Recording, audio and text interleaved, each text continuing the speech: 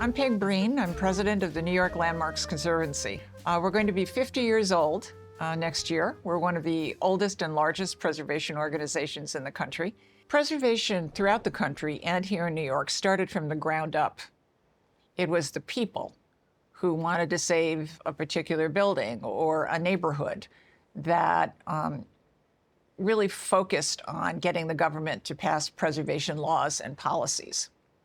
So here in New York, we lost Pennsylvania Station, an incredible McKim Mead and White building based on the baths of Caracalla in Rome. And we lost others around that time. And people really understood what a loss these buildings were and losing an important part of the city's history. So it was the residents that finally got the city over 50 years ago to pass a landmarks law, which is one of the strongest in the country. And now we have dozens and dozens of historic districts and a lot of individual landmarks. But again, it's the people who really made preservation happen here and throughout the country. People power is still important in America. Sometimes it's harder to generate it than others. We're in a particularly difficult time for preservation right now here in New York. The real estate interests have never liked preservation and never liked landmarking in historic districts.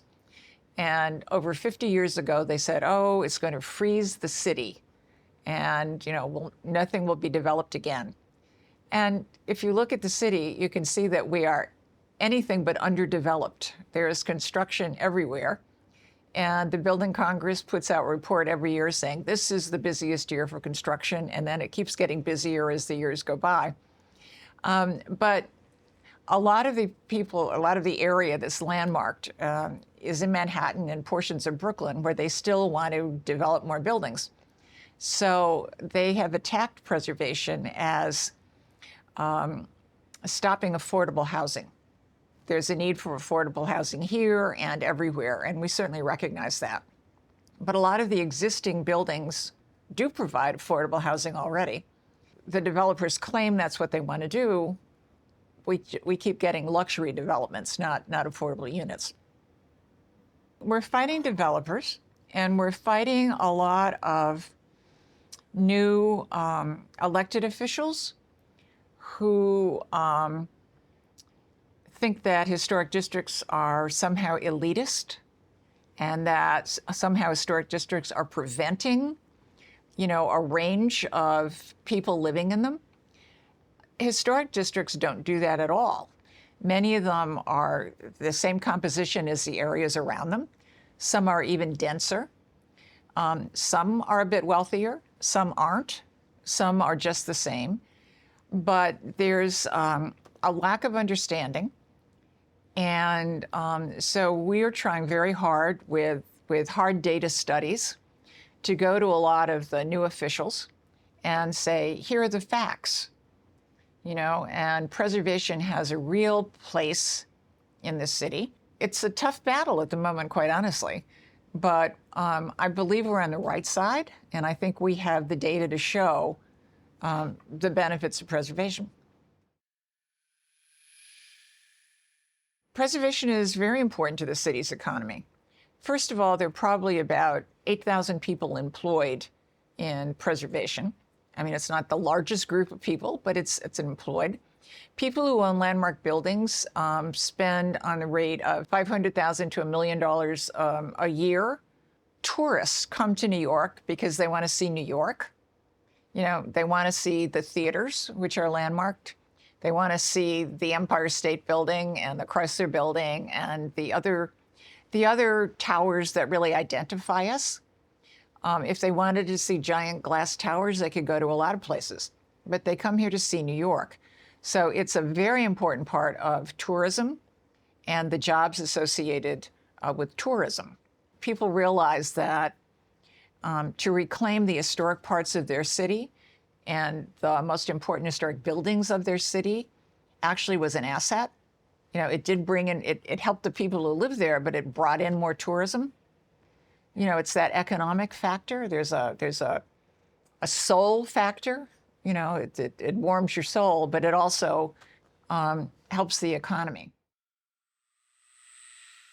I think if you talk to anybody in New York City, or anybody in Tbilisi for that matter, there will be a building or a neighborhood that means something to them. Buildings hold stories. Buildings tell stories of how the city developed and who moved into the city and how it evolved. And New York has the richest layers of architecture, I think, of any city in the country. And it tells you that it's unique, it's secure, that people have come here before you and made a life, and that you too can do that because we are a city of immigrants. So it gives you a real sense of place, a sense of identity, a sense of belonging, and in many instances, a sense of pride. The current Penn Station is basically below ground. There are remnants of the original station there, but I think almost anyone could tell you that it's an unpleasant experience. So the city and state have done two things. One, they've put a train hall for Amtrak and distance passengers across the street in a landmarked former post office that was also designed by McKim, Mead & White, the people who designed the original Penn Station. And so that's taken a lot of traffic out of the underground Penn Station. So people for years have tried to figure out what they can do to improve the underground Penn Station. And our former governor proposed using eminent domain if necessary, that is the power of the state to come in and take down all the buildings on 6 blocks around Penn Station to build 10 giant office buildings that would be the equivalent, in fact, even a bit larger than Hudson Yards, which is a huge modern development. We agree Penn Station needs to be improved, but we think this is a terrible plan, totally anti-urban. It's bringing back urban renewal, which was out of favor decades ago when people thought they had to come in and just take down blocks of the city to build new. And you're in the middle of New York. So most of the preservation groups are totally opposed and trying to stop that. That is a big, big issue right now. Well, the pandemic, every place was very sad. And at first there was a great spree, and at 7 o'clock at night, we all went to the window and banged pots and pans and cheered on the doctors and the nurses and the first responders. On the other hand, so much was shut that New York without theater, New York without museums, New York without crowds on the street. So it's a strange time in the city. And there wasn't a lot to do in New York during the height of the pandemic. You know, gyms were closed, there were no theaters, there was no nothing.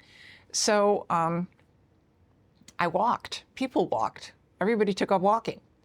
And where I live on the Upper West Side has fabulous architecture. And I have lived there many years now, but I walked down the end of my block and I looked up and there was a gargoyle. And I thought, what a little cute gargoyle. And I walked by this, I don't know how many times. So I went all over my neighborhood discovering elements of buildings that I found really exciting. And I think the architecture of the Upper West Side is wonderful. I'm right by Riverside Park, which is a landmark park. And people flocked to parks. Parks were never busier. People would bring out card tables and chairs and have dinner in the park. There would be birthday parties in the park. There were Valentine's Day parties in the park. New York is the comeback kid. You know, whatever happens, there can be a terrible period. There can be a terrible period of crime. There can be a terrible period of decay, and we come back. And so we'll be back from this.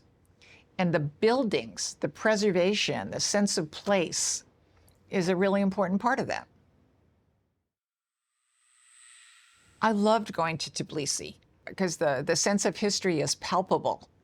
Walking in some of the medieval streets up and down those steep steps, going into a 5th century church, visiting the Transfiguration Convent, realizing that one of the buildings was the summer palace of the last queen. I mean, it's thrilling.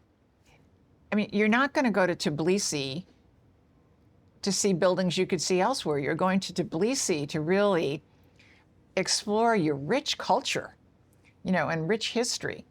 Don't ever think that erasing your history or smothering it in modern construction is going to help, because that's not why we go. So it's a similar battle everywhere, Here, it's like if you have a problem, somehow a giant building is going to solve it for you, and I think that's how a lot of people feel in various countries, but it's not true.